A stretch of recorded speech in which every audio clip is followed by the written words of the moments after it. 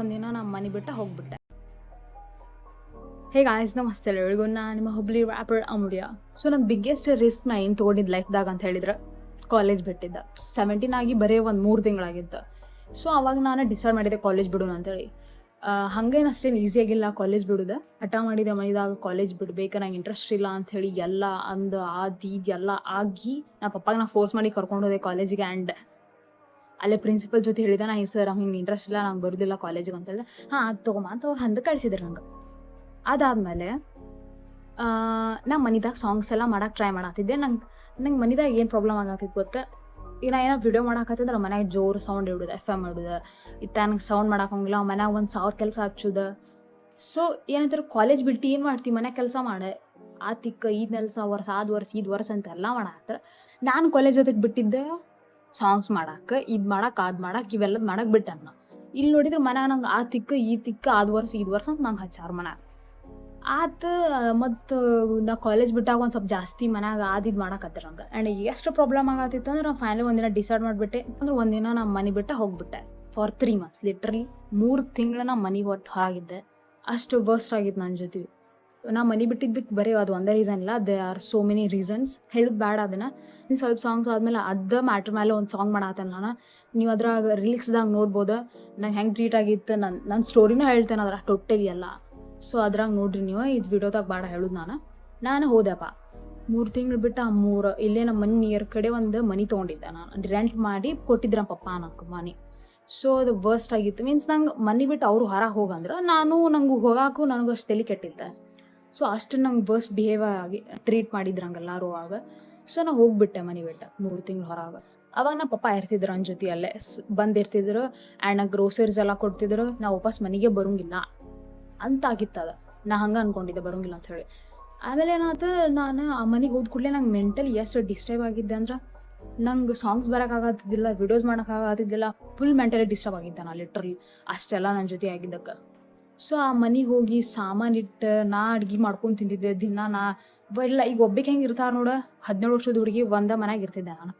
ಮತ್ತು ಆ ಮನ್ಯಾಗ ಅದು ನಾವು ಅವಸರದ ಎಂಥ ಮನೆ ಹಿಡ್ದೆ ಅಂದ್ರೆ, ಆ ಮನೆದಾಗ ಲಿಟ್ರಲಿ ನಂಗೆ ನೈಟ್ ಮೇರ್ಸ್ ಬರ್ತಿದ್ವ, ಪ್ಯಾರಾನಾರ್ಮಲ್ ಆ್ಯಕ್ಟಿವಿಟೀಸ್ ಆಗ್ತಿದ್ವ ಆ ಮನೆದಾಗ. ಅಂತ ಲೋಕ್ ಸಿಕ್ಕೊಂಡ್ಬಿಟ್ಟಲ್ಲ ಪ್ಯಾರಾನಾರ್ಮಲ್ ಆ್ಯಕ್ಟಿವಿಟೀಸ್ ಆಗುವಲ್ಲಿ. ಆ ಮನೆ ಪಾಲ್ ನಂಗೆ ಎಷ್ಟು ಹೊಲಸು ಕನಸು ಬಿದ್ದಿತ್ತು ಅಂದ್ರೆ, ದಿನ ಫುಲ್ ನೈಟ್ ಮೇರ್ಸ್ ಬರೋದು ಗೊತ್ತು ನಂಗೆ ಲಿಟ್ರಲಿ. ದಿನ ರಾತ್ರಿ ಆ ಮನಿದಾನ ನಾ ದೇವ್ರ ಸಾಂಗ್ ಹಚ್ಕೊಂಡು ಅಡ್ಡಾಡ್ತಿದ್ದೆ ಆ ಮನಿದಾಗ ಲಿಟ್ರಲಿ.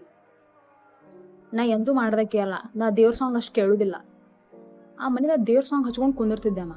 ಒಂದಿನ ಒಂದು ಕನಸು ಬಿತ್ತು, ಎಷ್ಟು ವರ್ಸ್ಟ್ ಇತ್ತು ಅಂದ್ರೆ ಅದು ಅವತ್ತಾಗ ಗೊತ್ತಾಗ್ತಿದ್ದೆ. ಮತ್ತು ಅದ್ರಾಗ ಅದು ಮನೆ ಟ್ರಯಾಂಗಲ್ ಶೇಪ್ದಾಗಿತ್ತು. ಟ್ರಯಾಂಗಲ್ ಮನೆ ಇರಬಾರ್ದಂತ. ಅದು ರೆಂಟಿನ ಮನೆ, ಅವ್ರು ರೆಂಟಿನ ರೊಕ್ಕ ಸಂಬಂಧ ಕಟ್ಸಾರ ಅವ್ರ. ನೆಕ್ಸ್ಟ್ ವಿಡಿಯೋನ ಅಪ್ಲೋಡ್ ಮಾಡ್ತೇನೆ. ಅದ್ರ ಮೇಲೆ ಫುಲ್ ಫಕಿಂಗ್ ಹಾರರ್ ಸ್ಟೋರಿ ಐತೆ ಲಿಟ್ರಲಿ. ಪ್ಯಾರಾನಾರ್ಮಲ್ ಆ್ಯಕ್ಟಿವಿಟೀಸ್ ಆಗ ನನ್ನ ಜೊತೆ ಆ ಮನಿದಾಗ. ಸೊ ನಾನು ಡಿಸೈಡ್ ಮಾಡಿದ್ದೆ ಅಲ್ಲಿ ಮನಿದಾಗ ಪ್ಯಾರಾನಾರ್ಮಲ್ ಆ್ಯಕ್ಟಿವಿಟೀಸ್ ಆಗ ಸ್ಟಾರ್ಟ್ ಆಗ್ಬಿಟ್ಟು ಆ ಮನಿದಾಗ. ಸೊ ನಾನು ಮಾಡಿದ್ದೆ, ನಾ ಹೇಳತ್ತೇನೆ ಪಪ್ಪ ಹಿಂಗಾಗತ್ತ ಹಂಗಾಗತ್ತ ಅಂಥೇಳಿ. ಅವರು ಹೇಳತ್ರ ಹಿಂಗಾಗೈತಿ. ಸೊ ನಂಗೆ ಕಣ್ಣಿಗೆ ಕಾಣತಿತ್ತು ಪಪ್ಪ ಕಾಣ್ತಿ ಹಿಂಗಾಗತ್ತ ಹಂಗಾಗತ್ತ ಅಂಥೇಳಿ. ಆಮೇಲೆ ನಾನು ಡಿಸೈಡ್ ಮಾಡಿದ್ದೆ ಈ ಮನೆ ಬಿಟ್ಟು ಬೇರೆ ಮನೆ ಹೋಗಂತ ನಾ ಯೋಚನೆ ಮಾಡತ್ತಿದ್ದೆ. ಅಷ್ಟು ದಿನದಾಗ ನಾ ಬರೆಯಲ್ಲಿ ನಂದೇನು ಫಸ್ಟ್ ರ್ಯಾಪ್ ಸಾಂಗ್ ನೋಡಿ ಅಲ್ಲಿ ಅಪ್ಲೋಡ್ ಮಾಡಿದ್ದೆ. ನನ್ನ ಫ್ರೆಂಡ್ ಅಬಿದಾ ಬಂದಿದ್ಲ, ಆಕಿನ ತಮ್ಮ. ನಾವೆಲ್ಲರೂ ಶೂಟ್ ಮಾಡಕ್ಕೆ ರೈಲ್ವೆ ಸ್ಟೇಷನಿಗೆ ಹೋಗಿದ್ವಿ ನಾವು. ಅಲ್ಲಿ ಹೋಗಿ ಶೂಟ್ ಮಾಡಿ ಎಡಿಟ್ ಮಾಡಿ ಅಲ್ಲೇ ಒಂದೊಂದು ಫಸ್ಟ್ ರ್ಯಾಪ್ ಸಾಂಗ್ ಅಪ್ಲೋಡ್ ಆಗಿತ್ತು. ಅದು ಸಾಂಗ್ ನಾನು ಯಾವಾಗ ರೆಕಾರ್ಡ್ ಮಾಡಿದ್ದೆ ಅಲ್ಲಿ ಮನಿದಾಗ. ನಾ ಏನು ರೆಕಾರ್ಡ್ ಮಾಡಿಲ್ಲ, ಏನು ಮಿಕ್ಸಿಂಗ್ ಮಾಸ್ಟರಿಂಗ್ ಮಾಡಿಲ್ಲ. ನನ್ನ ಕಡೆ ಏನು ಇದ್ದಿದ್ದೆ ಅಲ್ಲ ಸಾಮಾನಲ್ಲಿ. ಊಟ ಮಾಡಕ್ಕೆ ಅಡ್ಗೆ ಮಾಡ್ಕೊಳಕ್ಕೆ ಸಾಮಾನು ಇತ್ತು, ಹಂಗಿದ್ವು. ಮತ್ತು ಏನು ಇದ್ದಿದ್ದಿಲ್ಲ ನನ್ನ ಕಡೆ ಲಿಟ್ರಲಿ ಆ ಮನಿದಾಗ. ಇವನ್ ನನ್ನ ಕಡೆ ಫರ್ನಿಚರ್ ಇದ್ದಿಲ್ಲ ಏನಿಲ್ಲ. That was really worst days for me. Peacefully ಆಗಿ ಇರ್ಬೇಕಂತ ಮನೆಗೆ ಅಲ್ಲಿ ನೋಡಿದ್ರೆ ಹಾಂಟೆಡ್ ಐತೆ ಪಾಲ್ ಹೌಸ್ ಅರ್ಧಕ್ಕರ್ಧ. ಅದು ನೋಡಿದ್ರೆ ಪ್ಯಾರಾನಾರ್ಮಲ್ ಆ್ಯಕ್ಟಿವಿಟೀಸ್ ಆಗ್ತೈತಿ. ಅದು ನೋಡಿದ್ರೆ 1 ವರ್ಷ ಖಾಲಿ ಬಿದ್ದೈತೆ ಮನೆ.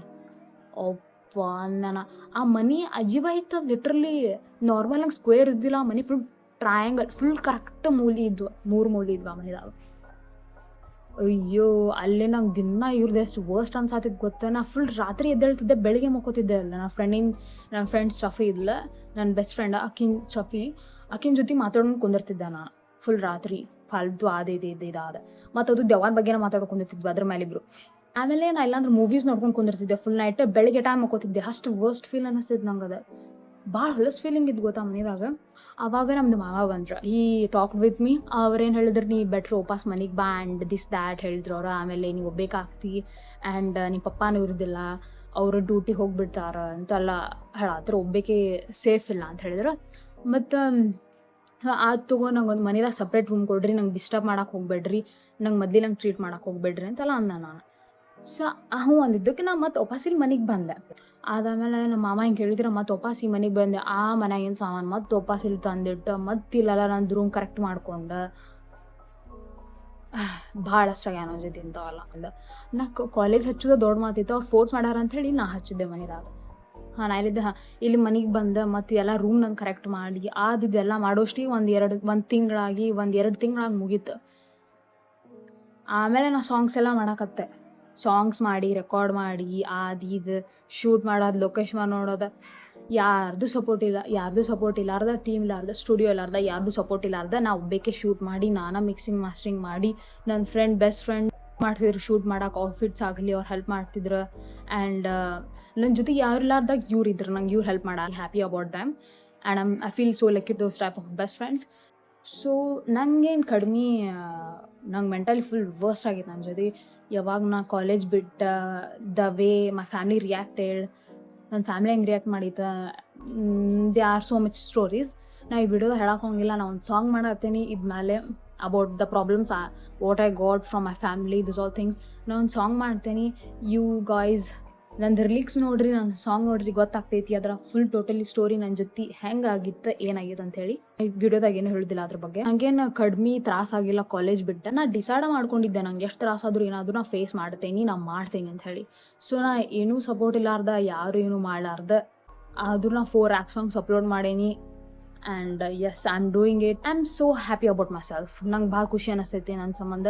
ನಾ ಇಷ್ಟೆಲ್ಲ ಫೇಸ್ ಮಾಡಿನೂ ಮಾಡಾಕತ್ತೇನಿ ಅಂಥೇಳಿ.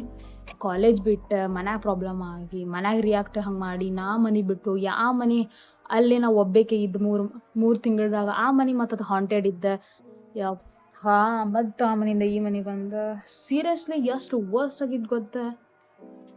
ಅದು 3-4 ತಿಂಗಳದಾಗ ಮತ್ತೆ ಇನ್ನೊಂದು 5 ಸಾಂಗ್ ಅಪ್ಲೋಡ್ ಮಾಡ್ತಿದ್ದೆ ನಾ. ಅಷ್ಟೆಲ್ಲ ಆಗೈತಿ ನೋಡಿ. ನಾನು ಕಾಲೇಜ್ ಮುಗಿಸ್ಕೊಂಡು ಬರೋದ 6 ಗಂಟೆ ಆಗಿರ್ತೈತಿ. ಆ ಕಾಲೇಜ್ ವರ್ಕ್ ಮುಗಿಸೋಷ್ಟಿಗೆ 12 ಗಂಟೆ ಆಗ್ತಿತ್ತು ರಾತ್ರಿ. ನಾ ಎಲ್ಲಿಂದ ಸಾಂಗ್ ಬರಿಬೇಕು ಹೇಳ, ಎಲ್ಲಿಂದ ಅಪ್ಲೋಡ್ ಮಾಡ್ಬೇಕು ನಾ ಲಿಟ್ರಲಿ.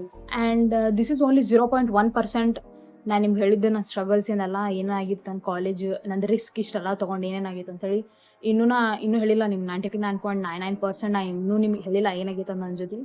ಬಿಕಾಸ್ ಬ್ಯಾಡ ಹೇಳುದ ಭಾಳ ಆಗ್ತೈತೆ ಅದು. ಮತ್ತು ಸಾಂಗ್ಸ್ದಾಗ ನೋಡ್ರಿ ನೀವು, ನನ್ನ ಸಾಂಗ್ಸ್ ಎಲ್ಲ ನೋಡ್ರಿ, will get know about that.